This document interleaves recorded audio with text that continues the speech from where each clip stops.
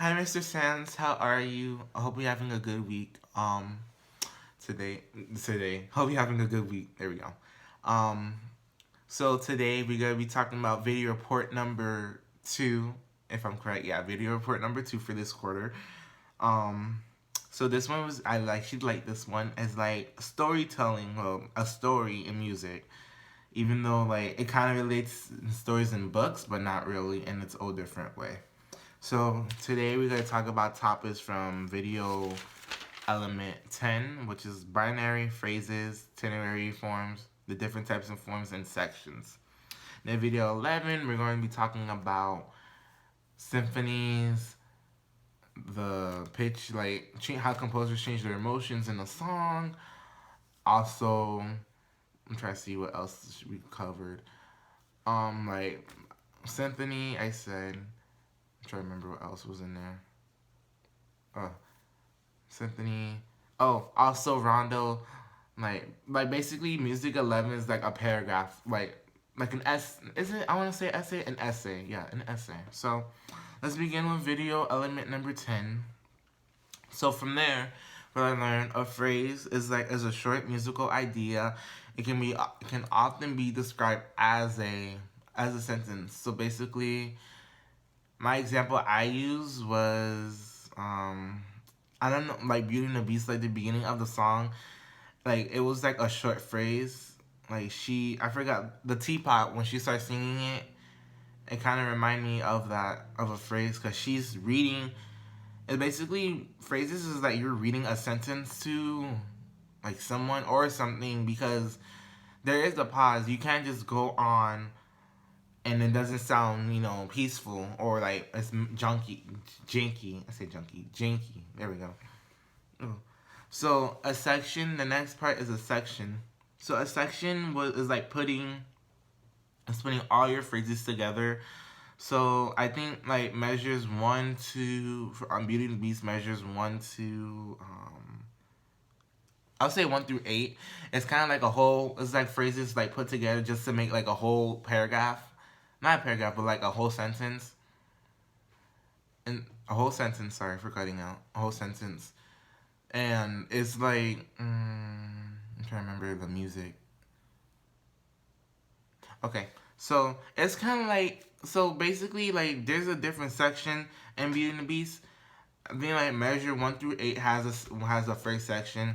Then measure 9 through 20, I want to say, has a different section. So like it sounds different, even though it kind of sounds the same. It sounds different if you hear closely. So how phrases and a section and sections are relates to a story in the paragraph. So basically, they are connected, which they make a sentence. Phrases can make a sentence like a paragraph. There are often breaks during like through a section because like if you play a whole like between a section. So if you play a section like go through both sections without pausing, it's gonna sound weird. Sorry, it's gonna sound weird. It's not gonna sound peaceful. It's not gonna sound melodic. I hope I use that term right. But anyways, oh well, that's how it relates. That's how I got the idea how it relates to all that to a story. Next we gotta talk about binary form. So binary form is a piece of music that has only two sections. So I'm trying to see a song that has two sections. Um. Oh wow. I want to say modern. I don't know any songs, but I want to say modern music today, like pop music. Sometimes they have two sections, and it sounds different. So I'm trying to remember the piano lady from Piano TV. She said like how Taylor Swift music it kind of has two sections if you kind of hear it, but that's what I thought. Well, I used her example when she said binary form. So ternary form is a piece of like has a piece of is a music piece that has three sections. So like try to remember. Try to remember my example I used. Sorry. Oh, okay. So like you know how certain musics, modern pop music, go back to like I'll say the first verse. So let's say Beyonce. Some of her songs, she starts from the beginning, and then she goes to the next section, but then she comes back to that first section. I'm trying to remember one song. I don't know if you know this song, but kind of like it's like countdown. How she goes back, like she has her first verse, then her second verse, and she goes back to her first verse. So that's what I thought about Tenuary. Alright, so that's enough from video element number 10. Now to go into video elemental number 11. There we go. Jesus. Okay, so this video, I think it was kind of like, it was like an essay because there's like stuff like, if you think about it, there's stuff you had to really like restate, experiment with, make a theme. You can not change your theme because paragraphs, essays, you can't change your theme. You have to stick to that one theme. So let's begin. So theme and variation. So first you have to present a theme. So a theme is like, well, in music is like the overall message of a piece. That's what I forgot. I don't know. The lady didn't explain it in the video. So I thought a theme was like a whole, what's the message of the song. So first you present that. Then over time in the piece you can change the theme several times, which is like you can have different variations. So let's say the example she used was a mustache. So her mustache, I could say, was a theme, and then she can change, and then there was like different variations to the mustache. So like she did a pencil, the fumachu. I don't know how to say it. Fumachu. Like all the different mustaches was like kind of like that. So the way composers modify different sections in the song is by they can change the pitch, the dynamics, the articulations, the tempo, the expression of emotions, the emotions of the piece, etc. All that. Like how, because like most songs tend to do that, but not really. It was like more during the classical and was it the Rogue period? No, I think it was. The only thing I remember it was kind of used was in the classical periods. So like basically, my example I kind of use So I don't know if this was the right example. Beauty and the Beast, like the way like I thought the composer, he changed the, sorry, I'm trying to remember. Oh, never mind. Sorry, he changed the majors like during like the second half of the song, like more towards the ending, and the other song I thought was kind of like Beyonce. I want to say a Beyonce Love on Top. Like she keeps changing her pitches in the middle, like more towards the ending of the song. So that's what I thought about. Anyway, moving on. So this is like, so the next part is kind of like, I want to say an outline in the video, I thought. So we have rondo, sonata, exposition, development, and recapitulation. So let's start with a rondo. So a rondo is an extension of a tenuary. Basically, the example she gave was like, she's saying that rondo can alternate between a section, like a section, and then each other section. So it can vary through, like you start with the section A, and then you can go through, like you can say AA, you can go AACDB, or AABDC. I hope I did that right.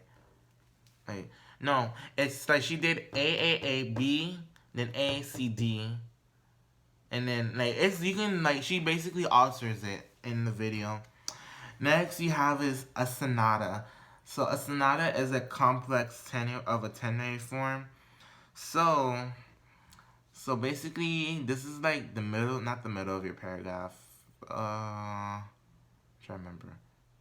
No, she didn't give. I think she didn't give an example. So I'm gonna move on. So next you have exposition. So the section where the composer presents two melodic themes. Then also you have your development, experience with themes, and recapitulation, which is restates the original theme. So basically, all that, it's kind of like an outline of a piece in an essay. Like if you compare that to an essay, that's like your outline how you're gonna like make a piece. So like basically you want to make changes like during that piece, like saying, oh, this is not good, I want to change that. You can do that. So once you do all, once you do all that, basically you can restate it and your piece is done. So next we have a concerto. So basically a soloist feature with orchestra and a cadenza. So it's an added section before the end of a piece, so where the solo can like sing their heart out. So all that means is this is like basically like the soloist to shine. And like I'm trying to see an orchestra. No, I can't use an orchestra example. No, I don't have an example for that. I'm sorry. So like it's kind of like, oh, there you go. I forgot the example. Wow. Okay.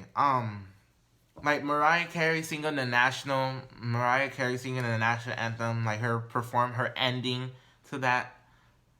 No, not the national. Yeah, the national anthem. I'm so sorry.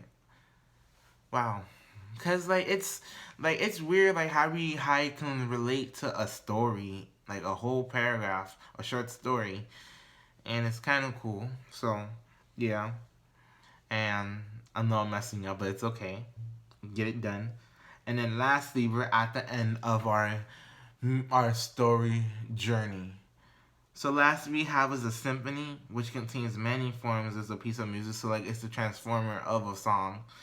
And we have movements. Large self-contained segments of a piece of a piece of music. So basically movements are like chapters. So like the movements are like chapters in a book. So like in a symphony there are movements.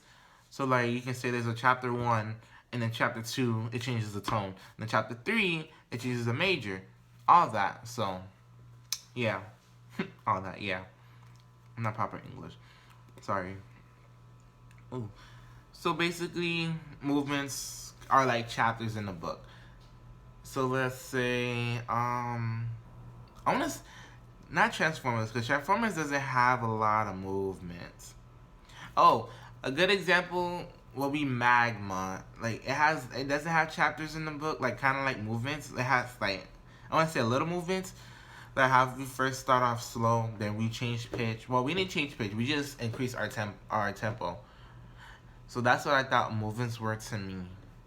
And yeah. Well, Mr. Sands, I hope you enjoyed this video. I know I kind of messed up. I'm sorry.